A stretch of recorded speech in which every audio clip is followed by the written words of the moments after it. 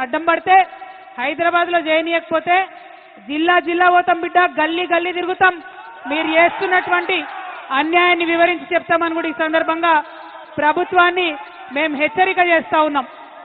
ఏం తప్పు చేసినాం? ఏం తప్పు చేసిరు కేసీఆర్ గారు? నీళ్ళు ఇవ్వడం ఆయన చేసినటువంటి తప్ప, నిధులు తీసుకురావడం ఆయన చేసినటువంటి తప్ప, కేసీఆర్ కిట్ ఇవ్వడం ఆయన చేసినటువంటి తప్ప, అభివృద్ధి పదంలో తెలంగాణను దేశంలో నంబర్ 1గా నిలబెట్టడం తప్ప ఏం తప్పు? ఎందుకోసం నోటీసులు ఇచ్చిరని ఇవాళ తెలంగాణ జాగృతి తరఫున, యావత్ తెలంగాణ సమాజం తరఫున నేను కాంగ్రెస్ ప్రభుత్వాన్ని ప్రశ్నిస్తా ఉన్నాను. కాళేశ్వరం ప్రాజెక్ట్ అంటే కేవలం 3 బెరాజులేనా?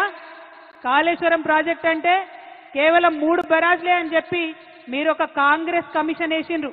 అది జ్యుడిషియల్ కమిషన్ కాదు, ఏం కాదు, కేవలం అదొక రాజకీయ కమిషన్, కాంగ్రెస్ కమిషన్. అది 21 పంప్ హౌజ్లు ఉన్నాయి కాళేశ్వరంలో, 15 రిజర్వాయర్లు ఉన్నాయి, 200 కిలోమీటర్ల పైచిల్కు టన్నెళ్లున్నాయి, 1500 కిలోమీటర్ల పైచిల్కు కాలువలున్నాయి. కాళేశ్వరంలో ఎత్తిపోసిన మట్టితోని దాదాపు 300 పిరమిడ్లు కట్టొచ్చు. కాళేశ్వరంలో వాడినటువంటి స్టీల్తోని ఒక 100 ఐఫిల్ టవర్లు కట్టొచ్చు. కాళేశ్వరంలో పోసినటువంటి కాంక్రీట్ తోని ఒక 50 బుర్జ్ ఖలీఫాలు కట్టొచ్చు. అంత పెద్ద ప్రాజెక్టు కాళేశ్వరం. కాళేశ్వరం ప్రాజెక్టు మొత్తం కంప్లీట్ అయితే 35% తెలంగాణ భూభాగానికి సాగునీరు ఇచ్చేటటువంటి ప్రాజెక్టు కాళేశ్వరం ప్రాజెక్టు. 40 టీఎంసీలతోని శాశ్వతంగా హైదరాబాద్కు మంచినీళ్ళు ఇచ్చేటటువంటి ప్రాజెక్టు కాళేశ్వరం ప్రాజెక్టు. 16 టీఎంసీలతోని మన పరిశ్రమలన్నిటికీ కూడా నీళ్ళు ఇచ్చేటటువంటి ప్రాజెక్టు కాళేశ్వరం ప్రాజెక్టు.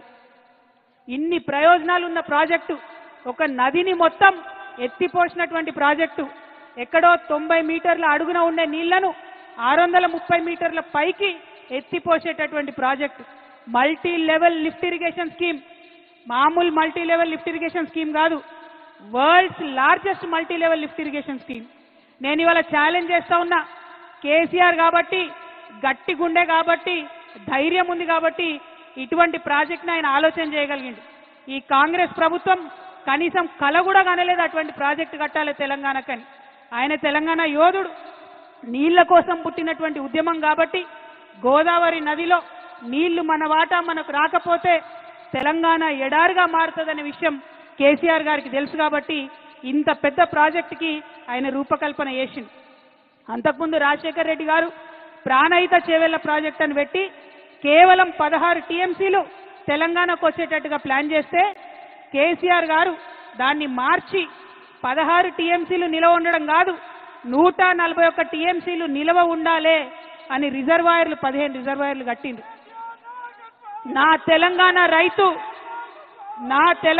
రైతు ఎన్నడూ కూడా మొగులకు ముఖం పెట్టి చూడొద్దు, వాన పడ్డా పడకపోయినా తెలంగాణ సస్యశ్యామలంగా ఉండాలని కట్టినటువంటి ప్రాజెక్టు కాళేశ్వరం ప్రాజెక్టు. మీ అందరికీ తెలుసు, ఆనాడు జలయజ్ఞం పేరుతో ధనయజ్ఞం చేస్తే మెగా కృష్ణారెడ్డి లాంటి వాళ్లకు 90% కాళేశ్వరం పనులు ఇచ్చిండ్రు. మనం తెలంగాణ తెచ్చుకున్న తర్వాత కంటిన్యూ చేసుకుంటూ పోయినాం, రీడిజైన్ చేసుకున్నాం ఆ ప్రాజెక్ట్ని. ఇవాళ నిర్మల్కి, నిజామాబాద్కి, కరీంనగర్కి, వరంగల్కి, మెదక్కి, నల్గొండకి, ఖమ్మంకి, ఇన్ని జిల్లాలలో లక్షల ఎకరాలకు నీళ్ళిచ్చే ప్రాజెక్టు కాళేశ్వరం ప్రాజెక్టు. డైరెక్ట్గా 20 లక్షల ఎకరాలు, ఇండైరెక్ట్గా ఇంకొక 18.5 లక్షల ఎకరాలకు, అంటే టోటల్గా కాళేశ్వరం పూర్తయితే 40 లక్షల ఎకరాలకు నీళ్ళు వస్తాయి. అవన్నీ పక్కకు పెట్టిండ్రు. కేవలం ఒకటే ఒక కుట్ర, ఏంది? కేసీఆర్కు పేరు రావద్దు. రైతు బంధు ఇచ్చినందుకు కేసీఆర్ని గుండెల్లో పెట్టుకున్నారు రైతులు. వాళ్ళు మర్చిపోవాలి కేసీఆర్ని బద్నాం చేయాలి. అందుకోసం వేసినటువంటి కమిషన్ ఇది తప్పితే ఇంకొకటి కాదు.